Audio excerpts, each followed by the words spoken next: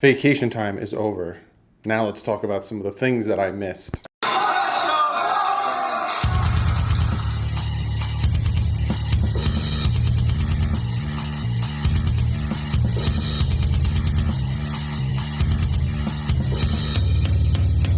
What's up, Fin fans?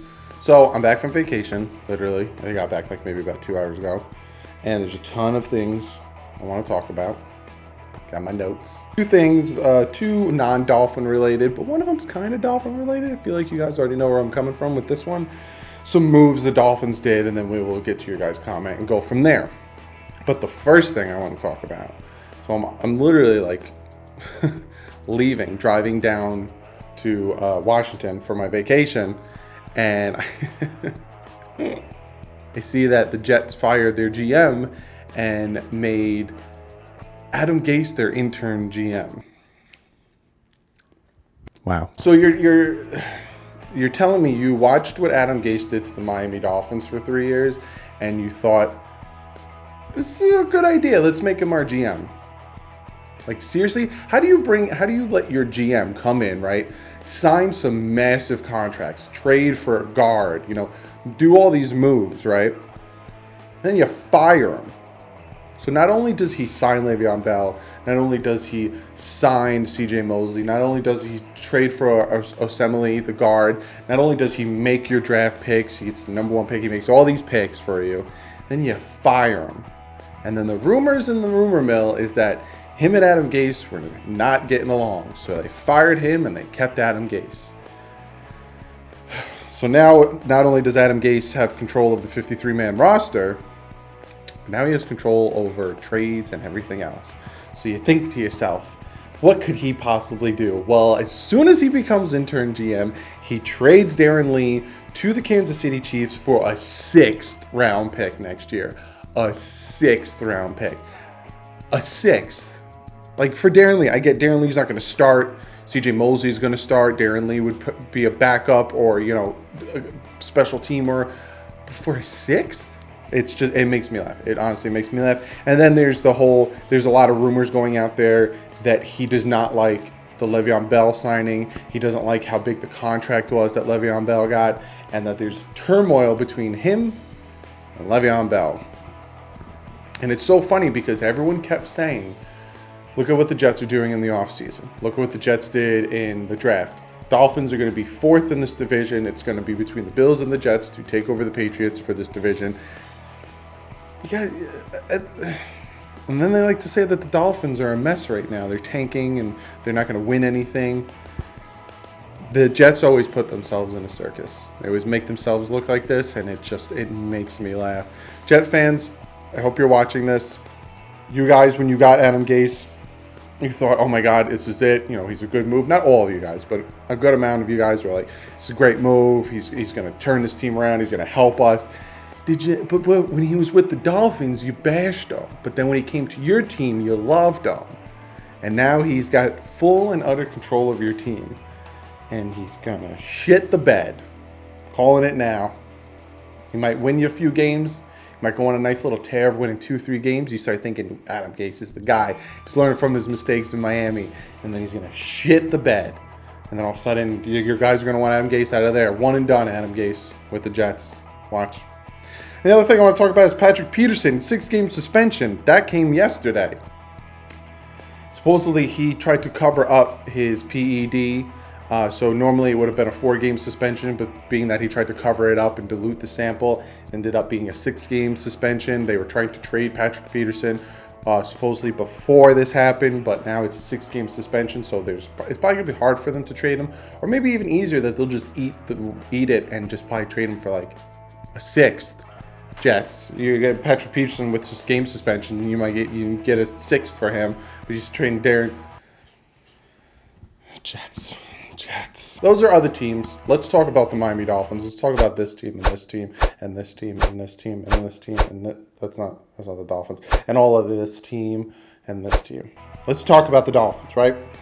So they signed 3 players and they waived 3 players. Well, 2 players they waived. One went to injury reserve.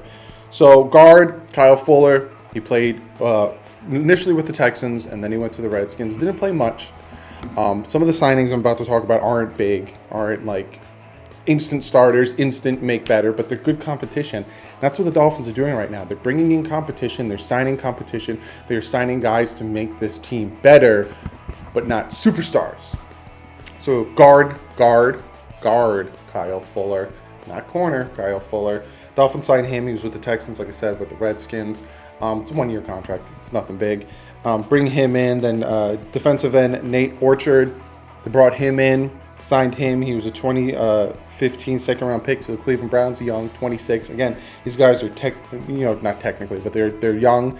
And then they center Tony Adams off of the Patriots practice squad. He had an injury last year, and then he had to deal with death in the family, so he wasn't around. The Dolphins bringing him in. The Dolphins also have brought in Connor Barwin, linebacker. Tried him out. They're interested in him, but he tried him out. Then he left. But those are the three that they signed: guard, defensive end, and center. If you notice, trenches. And again, I said we need some edge rushers, so they bring in defensive end Nate Orchard. I don't hate these moves. Again, these are mostly competition guys. They're mostly camp body guys. They're mostly guys that are going to come here, compete, push each other, and hopefully something comes out of this. Hopefully one of these guys becomes a starter. But I like the moves. I'm going to do more research on these guys. Like I told you guys, I just got back from vacation. I got some stuff planned for you guys. 3 signings. I like them, especially because they're in the trenches, especially because it's competition in the trenches, and that's what I love. I want to stack up the offensive defensive lines. Now, as for players that aren't with us anymore, Isaac Asiata, they waived him. I don't know if this is injury based. I don't know if it's performance based off of what they've seen from 3 days of OTAs.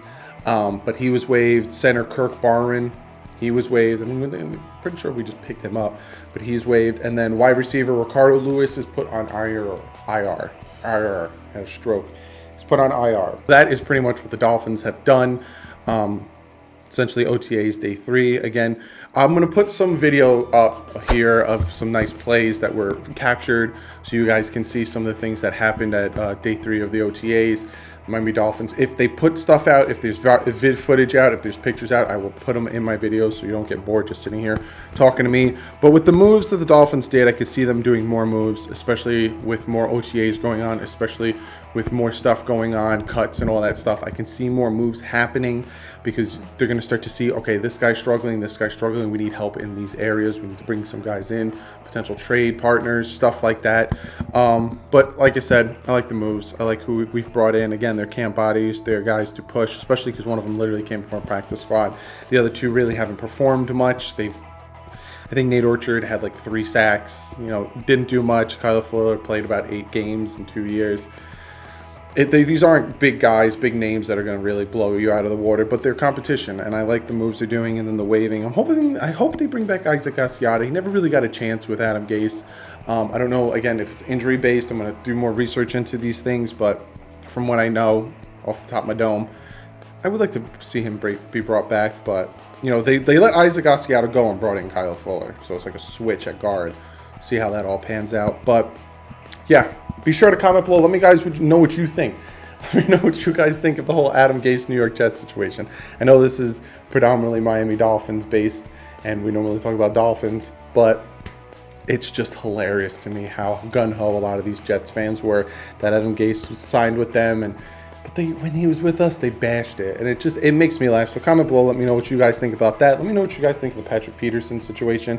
Would have been a 4 game, but being that he diluted the sample and tried to mask it, became a 6 game. Let me know what you guys think of the signing. I want to hear what you guys think of the signing of the 3 players: Kyle Fuller, Nate Orchard, and Tony Adams, guard, defensive end, center. Let me know what you guys think of the 2 waves and the 1 IR. Comment below, and I'm gonna get to one of you guys' comments of the day. And this comment comes from Kenny Thompson, and he says to me, "No, Flores has been in constant contact with Jones, but I don't like the fact that he won't participate in any of the OTAs." I agree with you.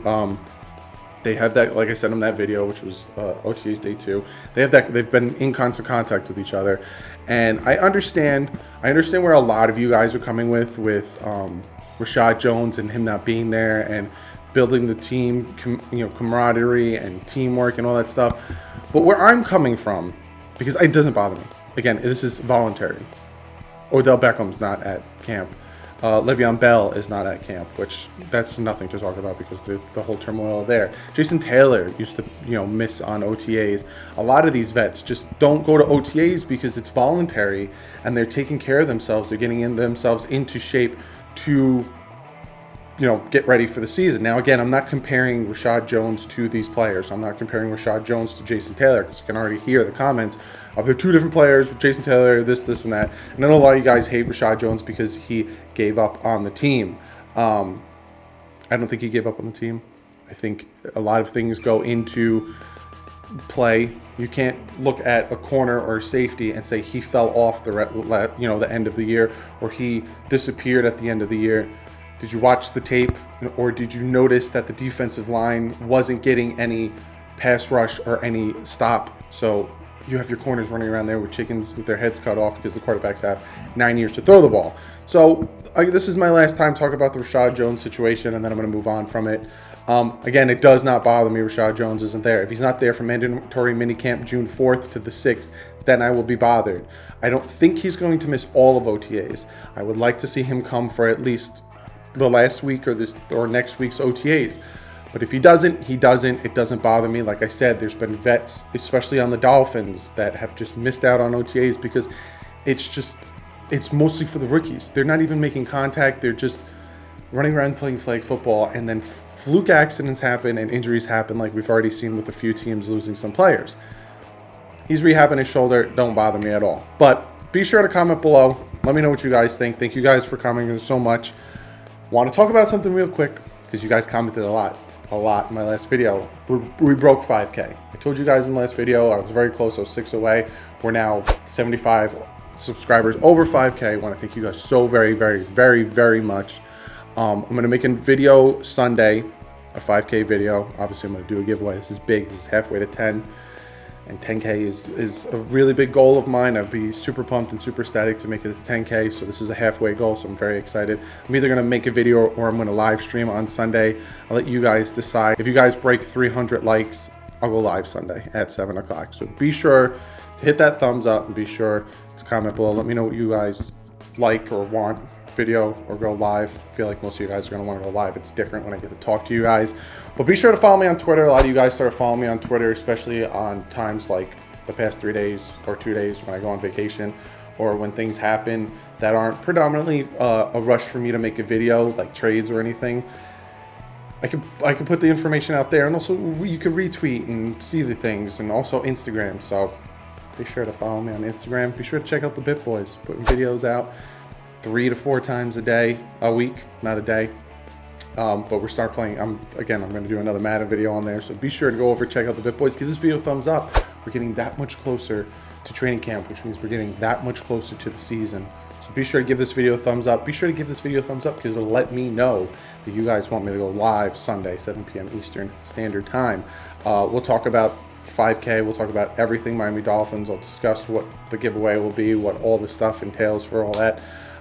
So if you guys break 300, I'll go live Sunday. If not, I'll just make a video thanking you guys. But other than that, thank you guys so very much. Breaking 5K. I think it was 3 months ago that I broke 4K and I did a giveaway, and you guys are killing it. To all the new subscribers, thank you so much. Welcome. I hope you like what you see. I hope you like what you hear. A lot of you guys comment, tell me, try this, try that. Some of you guys hate the intro. Again, I'm working on it. I have a guy that makes the music for me. So I'm working on the intro. I got a lot of stuff planned. Be sure to subscribe if you're not subscribed already. Let's get this thing going. Again, my goal and one of my landmarks is to hit 10K. I'll be super pumped about that. I'll do the giveaway at 10K. Will be ridiculous. But yeah, other than that, I will either see you guys live on Sunday or you guys will get a video on Sunday. But like usual, stay classy. Fins up.